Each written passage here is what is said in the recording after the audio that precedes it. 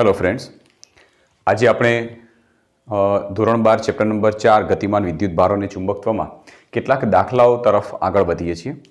હવે દાખલાઓ કઈ થિયરી ઉપરના છે તો લાસ્ટ ટાઈમ આપણે જે થિયરી ભણી ગયા હતા કે ચુંબકીય ક્ષેત્રમાં વિદ્યુત ભારોની ગતિ, ચુંબકીય ક્ષેત્ર હોય એના અંદર વિદ્યુત ભારોને જ્યારે ગતિ કરાવીએ છીએ ત્યારે આપણે જોયું હતું, આ થિયરીમાં આપણે સમજ્યા હતા કે જો ચુંબકીય ક્ષેત્ર જે દિશામાં હોય એ જ દિશામાં જો વિદ્યુત ભારોને જવા દઈએ, માની લો કે ચુંબકીય ક્ષેત્ર આવી દિશામાં હોય અને વિદ્યુત ભારોને જો એ જ દિશામાં જવા દઈએ એટલે કે બંને વચ્ચેનો ખૂણો થીટા બરાબર 0 ડિગ્રી રાખીએ તો આવી સ્થિતિમાં વિદ્યુત ભાર સુરેખ ગતિ કરશે.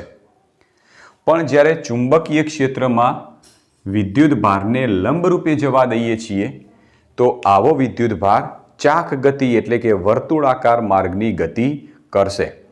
એ વર્તુળાકાર ગતિ માટેના આપણે કેટલાક સૂત્રો જોયા હતા કે વર્તુળાકાર માર્ગની ત્રિજ્યા r બરાબર mv/qb, mv ને વેગમાન p પણ કહેવાય છે તો p/qb.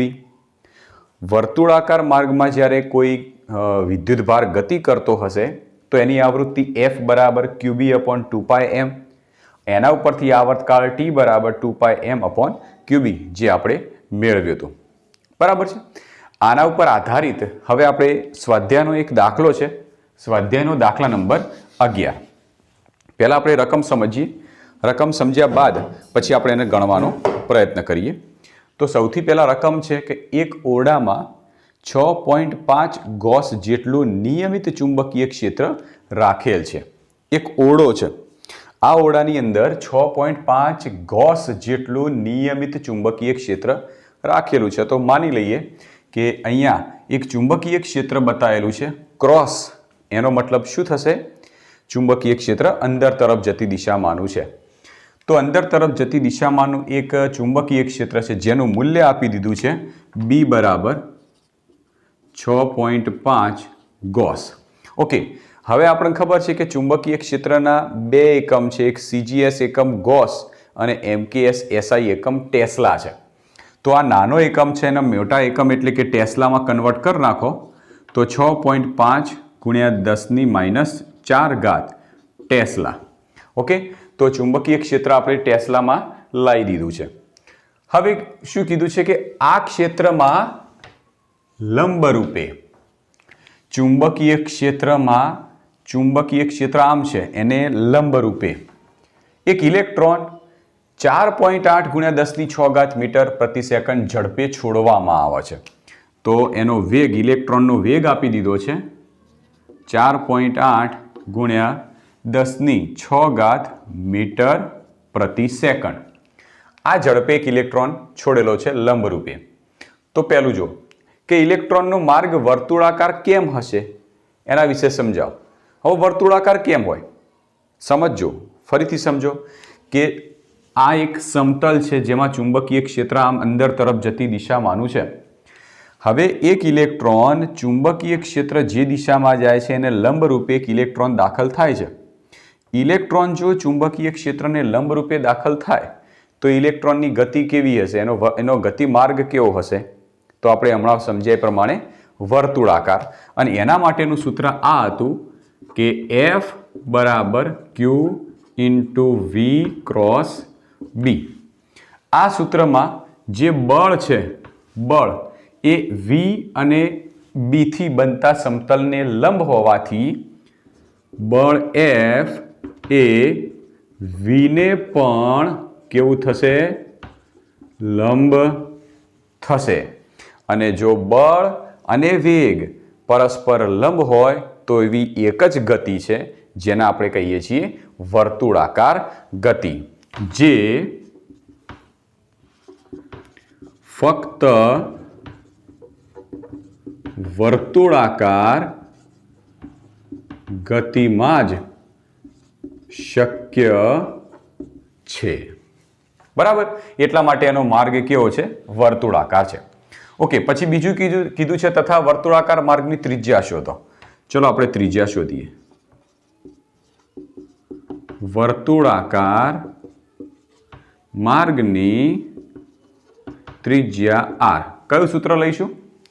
તો પહેલું છે r બરાબર mv अपॉन क्यू बी।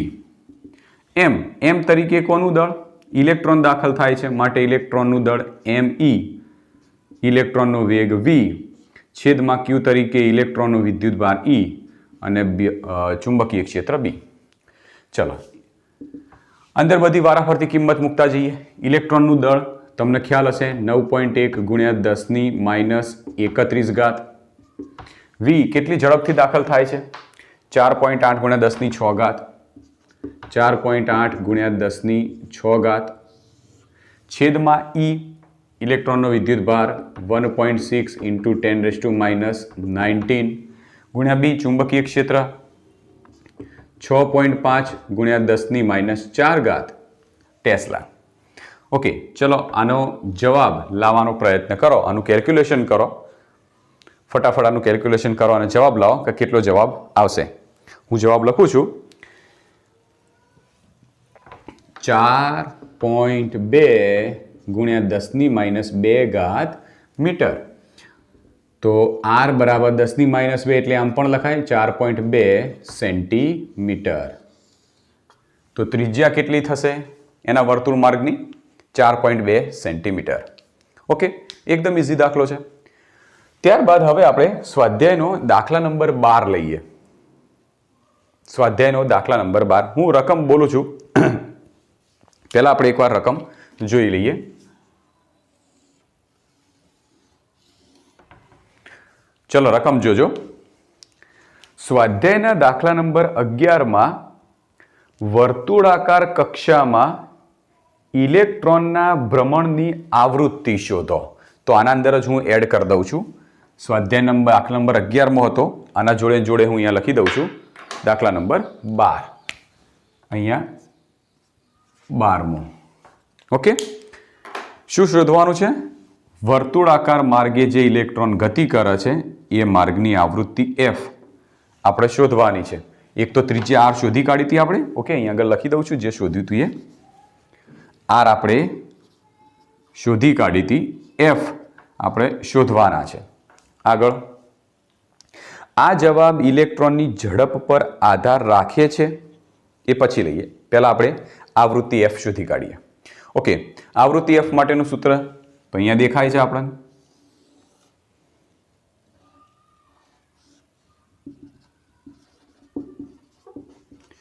आवृत्ति एफ बराबर Q B upon 2πm। Q एटले विद्युतभार इलेक्ट्रॉन छे तो ई बी अपॉन 2πm तरीके एम ई। क्लियर? चलो ई एटले 1.6 × 10⁻19। बी चुंबकीय क्षेत्र 6.5 गुण્યા 10⁻4 गुण્યા 10⁻4 છેદમાં 2πm ના m। એમ ઈ ઇલેક્ટ્રોનનું દળ 9.1 ગુણ્યા 10⁻31 ઘાત। આના ઉપરથી આવૃત્તિ એફ એની કિંમત શોધી કાઢો ફટાફટ। કેટલો જવાબ આવશે નક્કી કરો। તો જવાબ મળશે 0.18 गुण्या 10⁸ घात हर्ट्ज। चलो आना थोड़ा फेरफार करिए। एफ बराबर 18 गुण्या 10⁶ घात लखी दो। ओके, 10⁶ घात एटले थशे मेगा हर्ट्ज। तो आवृत्ति केटली मळशे? 18 मेगा हर्ट्ज। आनो मतलब 1 सेकंड में थता दोलनों संख्या केटली छे? 18 मेगा हर्ट्ज में। ओके, तो आवृत्ति एफ आपने मળી गई है। चलो मानी लो कि तमने एम पूछाय कि आज वर्तुळ मार्ग में इलेक्ट्रॉन जे वर्तुळ मार्ग में गति करे छे आ चुंबकीय क्षेत्र में, तो आ इलेक्ट्रॉन नो आवर्तकाळ केटलो हशे? आना उपरथी आवर्तकाळ शोधवान कहेतो तो अहीं आगळ देखाय छे कि एफ बराबर 1/t थाय। एफ एटले आवृत्तिना व्यस्तने आपणे आवर्तकाळ कहीए, तो आनो व्यस्त करी नाखो तो तमने मळशे आवर्तकाळ। ए जो कोई पूछ्युं होय तो आपणे शोधी शकीए। हवे प्रश्न शुं पूछ्यो छे बीजो जुओ के आ जवाब इलेक्ट्रॉननी झड़प पर आधार राखे छे। इलेक्ट्रॉननी झड़प पर आधार राखशे। ચુંબકીય ક્ષેત્રમાં વિદ્યુત ભારોની ગતિ વિશેનો જ્યારે આપણે અભ્યાસ કર્યો હતો ત્યારે જુઓ આપણે એક ત્રિજ્યા શોધી, ત્યારબાદ આવૃત્તિ આપણે શોધી કાઢી. હવે એવું કહે છે કે આવૃત્તિ F એ ઇલેક્ટ્રોનની ઝડપ ઉપર આધાર રાખશે. એનું સૂત્ર જોઈ લો. જુઓ આપણે આ ત્રણે સૂત્રો એકી સાથે લઈએ. પહેલું જ્યારે સૂત્ર આપણે ભણ્યા હતા ત્યારે આપણે ખાસ વસ્તુ કીધી હતી કે ઇલેક્ટ્રોન જ્યારે ચુંબકીય ક્ષેત્રમાં દાખલ થશે ત્યારે આ ઇલેક્ટ્રોનનો વેગ વધારે હશે તો ત્રિજ્યા એટલે કે વર્તુળ માર્ગની ત્રિજ્યા વધારે મળવાની. વેગ ઓછો હશે તો વર્તુળ માર્ગની ત્રિજ્યા ઓછી થવાની છે. બરાબર. એટલે કે વર્તુળ માર્ગની ત્રિજ્યા વેગ ઉપર આધાર રાખશે. આના ઉપર પહેલા જવાબમાં એટલે કે દાખલા નંબર 11માં વર્તુળ માર્ગની ત્રિજ્યા એ વેગ ઉપર આધાર રાખશે. હવે બીજા જવાબ એટલે આવૃત્તિ જે શોધી એમાં વાત કરીએ. આ સમીકરણની અંદર કોઈ જગ્યાએ વેગનો ઉલ્લેખ થતો નથી, ઝડપનો ઉલ્લેખ થયો નથી. એનો મતલબ ઇલેક્ટ્રોનને ધીમે દાખલ કરો કે વધારે ઝડપથી દાખલ કરો, એની આવૃત્તિ તો હંમેશા કેવી રહેશે? અચળ રહેશે. સાથે સાથે આવર્તકાળ પણ અચળ રહેશે. આ પોઈન્ટ મેં તમને હાંસિયામાં લખાયો હતો, વાત કરી હતી. ક્લિયર? ઓકે.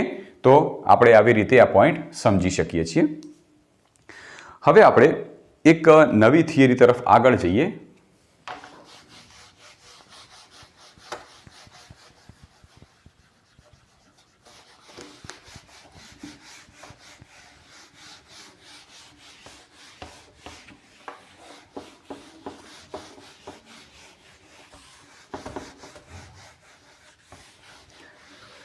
થિયરીનું ટાઇટલ આ પ્રમાણે છે: સંયુક્ત એવા વિદ્યુત અને ચુંબકીય ક્ષેત્રોમાં ગતિ.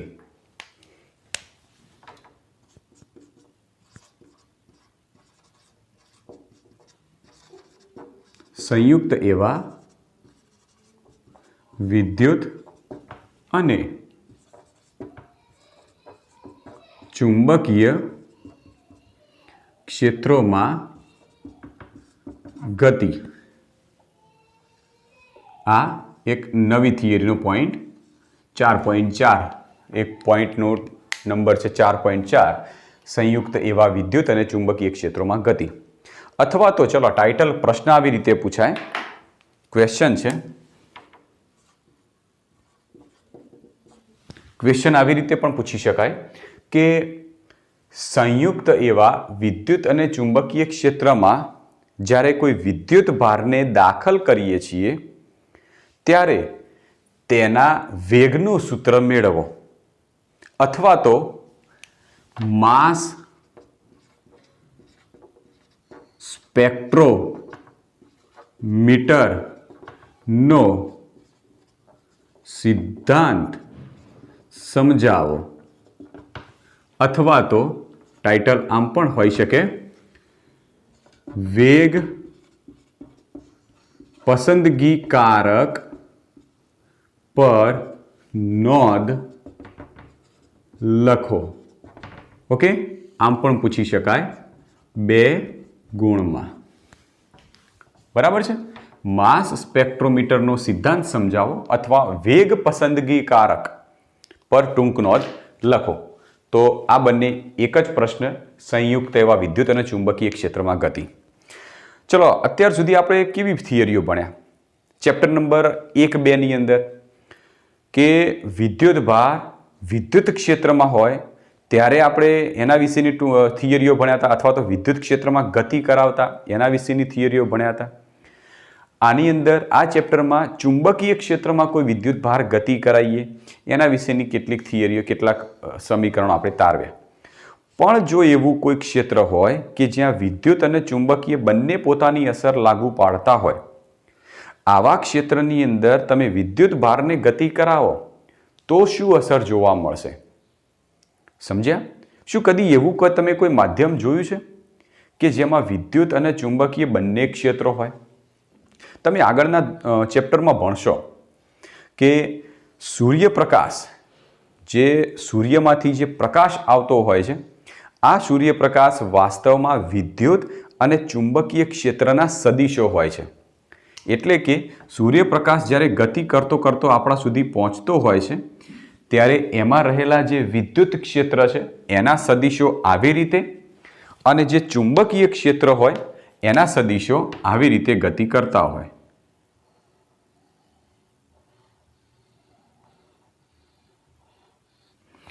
ટૂંકમાં એમ કહી શકીએ કે જો વિદ્યુત ક્ષેત્રના સદિશો આમ ગતિ કરતા કરતા જતા હોય તો ચુંબકીય ક્ષેત્રના સદિશો આમ ગતિ કરતા કરતા જતા હોય.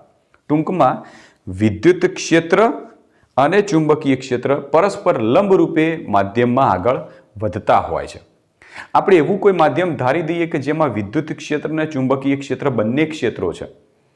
આ બંને ક્ષેત્રો પરસ્પર લંબ છે. હવે કોઈ એક વિદ્યુત ભારને ચુંબકીય ક્ષેત્ર અને વિદ્યુત ક્ષેત્ર આ બંનેથી બનતા સમતલને લંબરૂપે ગતિ કરાવીએ તો એના લીધે કઈ અસર ઉત્પન્ન થશે તથા માસ સ્પેક્ટ્રોમીટરનો સિદ્ધાંત શું છે એ સમજીએ. તો આપણે આગળ ભણી ગયેલા છીએ, લોરેન્ટ્ઝ બળનું સૂત્ર ભણી ગયેલા છીએ. લોરેન્ટ્ઝ બળ એટલે એવું બળ કે વિદ્યુત ક્ષેત્ર કોઈ પણ વિદ્યુત ભાર જ્યારે v વેગથી ગતિ કરતો હોય, v વેગથી વિદ્યુત અને ચુંબકીય ક્ષેત્રમાં ગતિ કરતો હોય ત્યારે એના ઉપર વિદ્યુત બળ અને ચુંબકીય બળ બંને લાગતા હોય છે. આ બંને બળોની સંયુક્ત અસરને લીધે જે મળતું બળ હોય એને આપણે લોરેન્ટ્ઝ બળ કહેતા હતા. તો આપણે આગળ ભણી ગયેલા હતા એ લખીએ કે Q વિદ્યુત ભાર v વેગથી, Q વિદ્યુત ભાર v વેગથી વિદ્યુત ક્ષેત્ર અને ચુંબકીય ક્ષેત્રમાં દાખલ થાય ત્યારે અથવા તો લંબરૂપે દાખલ થાય, લંબરૂપે લખવું જરૂરી છે, માં લંબરૂપે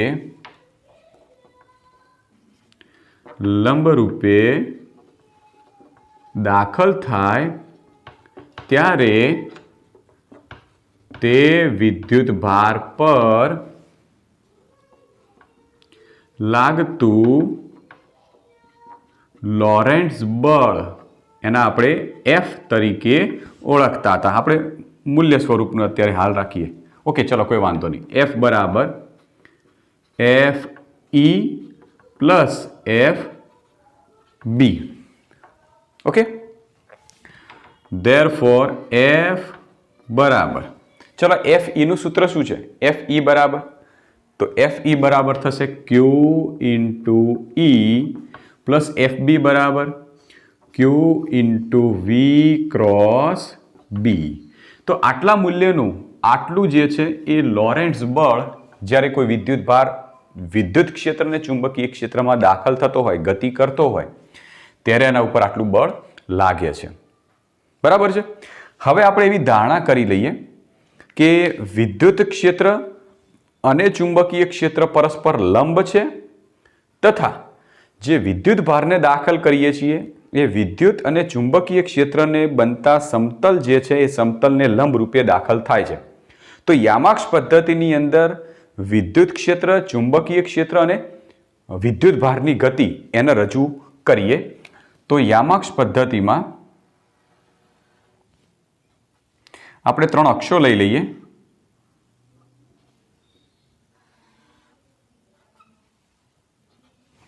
ઓકે, આ x અક્ષ, y અક્ષ અને z અક્ષ. આપણે એવું લઈ લઈએ કે ભાઈ વિદ્યુત ક્ષેત્ર એ આ દિશામાં છે, આમ y અક્ષની દિશામાં વિદ્યુત ક્ષેત્ર E. ચુંબકીય ક્ષેત્ર એ z અક્ષની દિશામાં છે.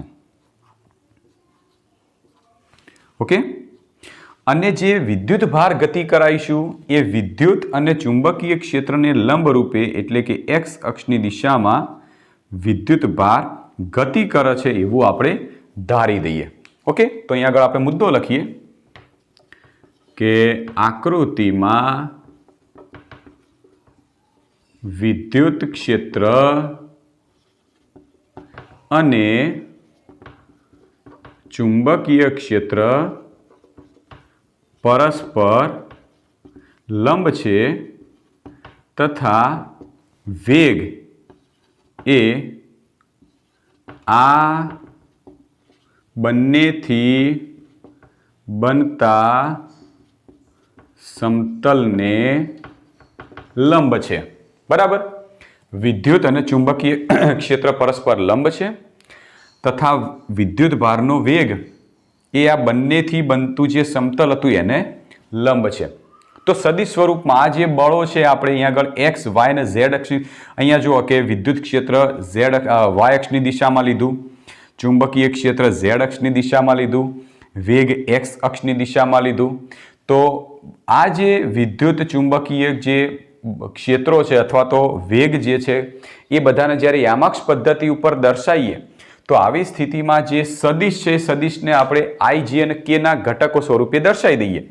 એટલે કે વિદ્યુત ક્ષેત્રના લીધે વિદ્યુત ભાર પર લાગતું બળ એફ ઈ બરાબર ક્યુ ઇન્ટુ ઈ લખીએ છીએ આપણે. પણ વિદ્યુત ક્ષેત્ર કઈ દિશામાં છે? તો એ તો છે ભાઈ ઝેડ વાય અક્ષની દિશામાં, તો ક્યુ ઈ ઇન્ટુ જે કેરેટ પણ લખાશે. ઓકે, ચલો આને આપણે કહીએ સમીકરણ 2. સેમ આવી રીતે ચુંબકીય ક્ષેત્ર માટે લાગતું વિદ્યુત ભાર પર લાગતું બળ એફ બી બરાબર q into v cross B. Q okay, ચલો વી વેગ કઈ દિશામાં છે? તો એક્સ અક્ષની દિશામાં, તો વી આઈ કેરેટ ક્રોસ બી. ચલો ચુંબકીય ક્ષેત્ર ઝેડ અક્ષની દિશામાં જે કેરેટ. ક્લિયર? બરાબર ક્યુ વી બી બહાર લઈ લઈએ અને આપણે 11મા ધોરણમાં સદિશોના જે એકમ સદિશ હતા એના ક્રોસ ગુણાકાર વિશે ભણી ગયેલા છીએ. તો અહીંયા વધશે આઈ ક્રોસ આ કે કેરેટ ઝેડ અક્ષની દિશામાં છે, આઈ ક્રોસ કે. હવે સદિશોના એકમ સદિશોનો ક્રોસ ગુણાકાર જે આપણે ભણ્યા હતા એમાં જો કે ક્રોસ આઈ હોય, કે ક્રોસ આઈ હોય તો એનો જવાબ થાય જે. આઈ ક્રોસ જે બરાબર થશે કે, જે ક્રોસ કે બરાબર થાય આઈ અને કે ક્રોસ આઈ બરાબર થશે જે. જો આ પદ ઉલટાઈ જાય, આઈ કે જે આઈ ઉલટાઈ જાય તો આ બધા મૂલ્યો માઇનસ મળે. તો અહીંયા જો કે ક્રોસ આઈ છે તો આઈ ક્રોસ કે, તો આઈ આગળ છે ને કે પાછળ છે, મતલબ કે પદ ઉલટાઈ ગયા તો જવાબ મળશે માઇનસ જે કેરેટ. તો એફ બી બરાબર ક્યુ વી બી માઇનસ જે કેરેટ. સમીકરણ 3. હવે ધ્યાનથી સમીકરણ 2 અને સમીકરણ 3 જુઓ. બંનેના મૂલ્યો સમાન છે. આનું મૂલ્ય થાય ક્યુ ઇન્ટુ ઈ, આનું મૂલ્ય છે ક્યુ વી બી. ચલો આપણે એવું માની લઈએ, હાલ પૂરતું એવું માની લઈએ કે બંનેના મૂલ્યો સમાન નથી. શું બંને એક જ દિશામાં છે? તો આ છે ધન વાય અક્ષની દિશામાં, આ છે ઋણ વાય અક્ષની દિશામાં. એનો મતલબ એ થયો કે વિદ્યુત ક્ષેત્રના લીધે વિદ્યુત ભાર પર લાગતું બળ વાય અક્ષની દિશામાં હશે, તો ચુંબકીય ક્ષેત્રના લીધે વિદ્યુત ભાર પર લાગતું બળ માઇનસ વાય અક્ષની દિશામાં હશે. ટૂંકમાં વિદ્યુત બળ અને ચુંબકીય બળ પરસ્પર વિરુદ્ધ દિશામાં થશે. તો ધેરફોર સમીકરણ 2 અને 3 પરથી, સમીકરણ 2 અને 3 પરથી ચલો શું કહી શકીએ? વિદ્યુત ભાર પર લાગતા બળો પરસ્પર વિરુદ્ધ દિશામાં હશે. તો બંને બળો પરસ્પર વિરુદ્ધ દિશામાં થશે. હવે આપણે એવું ધારીએ કે આ બંનેના મૂલ્યો પણ સમાન છે. જો બંને બળોના મૂલ્યો સમાન હોય તો, એટલે કે એફ ઈ અને એફ બી બંને સમાન મૂલ્યના હોય તો શું થશે? તો પરિણામી બળ કેવું થાય? પરિણામી બળ F બરાબર 0 થઈ જશે. એક Fe, જો આ Fe છે, આ Fb છે. Fe y અક્ષની દિશામાં, Fb માઇનસ y અક્ષની દિશામાં. જો બંનેના મૂલ્યો સમાન હોય તો બંને તો પરસ્પર વિરુદ્ધ દિશામાં છે. તો લોરેન્સ બળ, પરિણામી બળ કેવું થઈ જાય? 0 થઈ જશે. તો આ કન્ડિશન પ્રમાણે આપણે એવું ધારણા કરી દઈએ કે ધારો કે બંને બળોના મૂલ્યો સમાન છે. Therefore Fe બરાબર Fb. ઓકે, Fe ફક્ત મૂલ્યોની વાત કરીએ તો Q into E, Fb QVB, QVB. ચલો Q તો કેન્સલ થઈ જશે. તો V કરતા બનાવો તો V બરાબર શું થાય? E upon B. તો અહીંયા આગળ એક વેગનું સમીકરણ મળ્યું છે. આનો મતલબ શું થાય? કે વેગ વિદ્યુત ક્ષેત્ર અને ચુંબકીય ક્ષેત્રના આ ગુણોત્તર ઉપર આધાર રાખે છે. ટૂંકમાં હું એમ કહી દઉં કે માની લો કે વિદ્યુત ક્ષેત્ર અને ચુંબકીય ક્ષેત્ર પસાર થઈ રહ્યું છે કોઈ એક અવકાશમાં. હવે આ ચુંબકીય ક્ષેત્ર અને વિદ્યુત ક્ષેત્ર જે હતું એમાં આપણે ઘણા બધા વિદ્યુત ભારો દાખલ કરીએ. અલગ અલગ મૂલ્યના ઘણા બધા વિદ્યુત ભારો દાખલ કરીએ. ઓકે, હવે આ બધા વિદ્યુત ભારોમાંથી મારે ચોક્કસ પ્રકારના વિદ્યુત ભારો અલગ કરવા છે. જેમ કે માની લો કે તમે હાલ કોઈ દાણા લાયા છો, એમાં ઘઉંના છે, બાજરીના છે, ઘણા બધા દાણા મિક્સ છે. તમારે અલગ અલગ કરવા છે. તો એના માટે શું કરશો? ચાળણી લેશો, અલગ અલગ હોલવાળી ચાળણી લેશો અને એ ચાળણીથી ચાળી અને બાજરી, ઘઉં બધું તમે અલગ કરી શકો છો. સેમ એ જ વસ્તુ થાય છે કે ચુંબકીય ક્ષેત્ર અને વિદ્યુત ક્ષેત્ર જ્યારે પસાર થતું હોય, આમાં ઘણા બધા વિદ્યુત ભારો એકી સાથે નીકળતા હોય, એટલે કે વિદ્યુત ભારોની એક કિરણાવલી નીકળતી હોય, આમાંથી ચોક્કસ વેગના વિદ્યુત ભારોને જો તમારે અલગ કરવા હોય તો તમે આ સૂત્રની મદદથી કરી શકો છો. ખ્યાલ આવ્યો? ચોક્કસ વેગના, આનો મતલબ શું થશે કે વિદ્યુત ક્ષેત્ર અને ચુંબકીય ક્ષેત્રનો જે ગુણોત્તર છે એમાં અલગ અલગ વિદ્યુત ભારનો વેગ અલગ અલગ હશે. માની લો કે અમુક વધારે વેગથી જાય છે અને અમુક ધીમા વેગથી જાય છે. આની એક કિરણાવલી આખી નીકળે છે. આમાંથી મારા ચોક્કસ વેગના વિદ્યુત ભારોને અલગ કરવા છે તો આ સૂત્રની મદદથી કરી શકાશે. માટે કહેવાય છે વેગ પસંદગી કારક. આ વેગની મદદથી વિદ્યુત ભારોને આપણે અલગ અલગ કરવાના, અલગ અલગ રીતે પસંદ કરવાના છે. બરાબર છે? એટલા માટે ટાઇટલ આવી રીતે આપેલું છે. ઓકે, આ સૂત્ર ઉપરથી આપણે કંઈક આગળ એક બે પોઈન્ટો સમજીએ. V બરાબર E ભાગ્યા B. હવે આ સૂત્રની મદદથી આપણે એમ કહી શકીએ કે લગભગ 1897માં ઈસવીસન 1897માં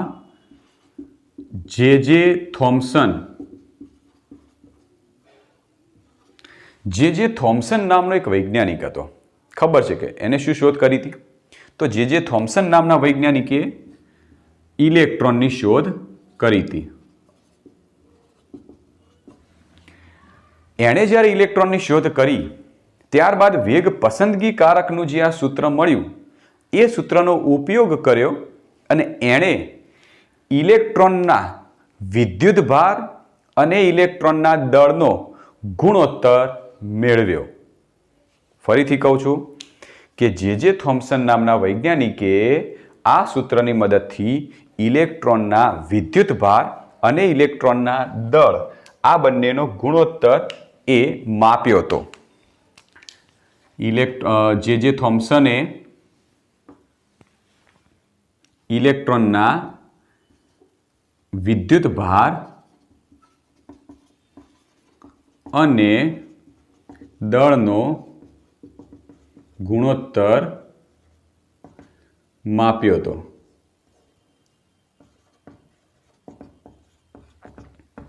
ઓકે, ઇલેક્ટ્રોનના વિદ્યુત ભાર અને દળનો ગુણોત્તર એને માપ્યો હતો અને એને એવું કીધું કે ભાઈ આ સૂત્રની મદદથી આપણે ઇલેક્ટ્રોનનો વિદ્યુત ભાર ઈ અને દળ એમ, આ સૂત્રનો ઉપયોગ કરી આપણે ઇલેક્ટ્રોનનો વિદ્યુતભાર અને દળનું માપન કરી શકીએ છીએ. ત્યારબાદ આ જે સિદ્ધાંત હતો, આખો જે આ સિદ્ધાંત આપણે સમજ્યા, આ સિદ્ધાંતનો ઉપયોગ કરી માસ સ્પેક્ટ્રોમીટર નામનું સાધન બનાવ્યું. આ સિદ્ધાંતની મદદથી માસ સ્પેક્ટ્રોમીટર નામનું સાધન બન્યું. ઓકે, માસ સ્પેક્ટ્રોમીટરમાં જે સિદ્ધાંતનો ઉપયોગ થાય છે એ આ સિદ્ધાંતનો ઉપયોગ થાય છે. માસ સ્પેક્ટ્રોમીટરની મદદથી જે આયનો હોય છે એ આયનોમાં Q ભાગ્યા M એટલે કે વિદ્યુતભાર અને દળનો ગુણોત્તરથી આયનોને અલગ અલગ કરી શકાય છે. માસ સ્પેક્ટ્રોમીટરનો ઉપયોગ શું થશે? જે આયનો હોય છે એ આયનોમાં વિદ્યુતભાર અને દળનો ગુણોત્તર અલગ અલગ આયનોમાં અલગ અલગ હશે. આ ગુણોત્તર ઉપરથી આયનોને જુદા પાડી શકાય છે. તો માસ સ્પેક્ટ્રોમીટર નામનું જે સાધન હતું એ સાધનની મદદથી આયનોના, આપણે સીધું જ લખી દઈએ, Q વિદ્યુતભાર અને દળના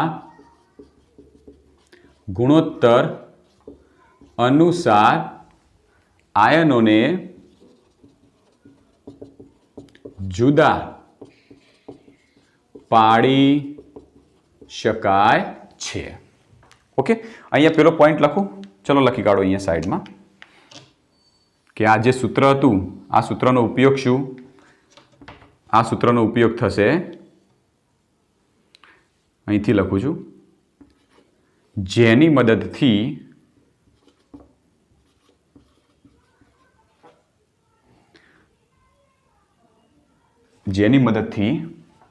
જુદી જુદી ઝડપથી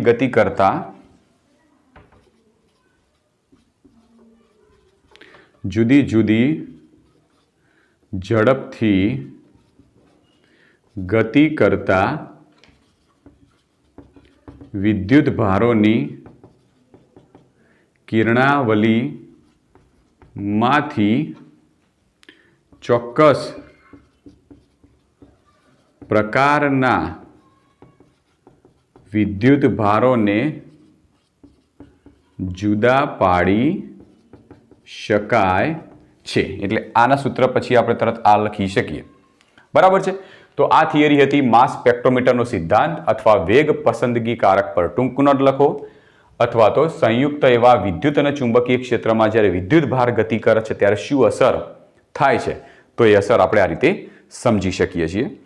મિત્રો, આના પછીની જે થિયરી છે જેને આપણે સાયક્લોટ્રોન તરીકે ઓળખીશું, જે આપણા સિલેબસમાંથી કટ થઈ ગઈ છે, માટે આપણે થિયરી હાલ લઈશું નહીં.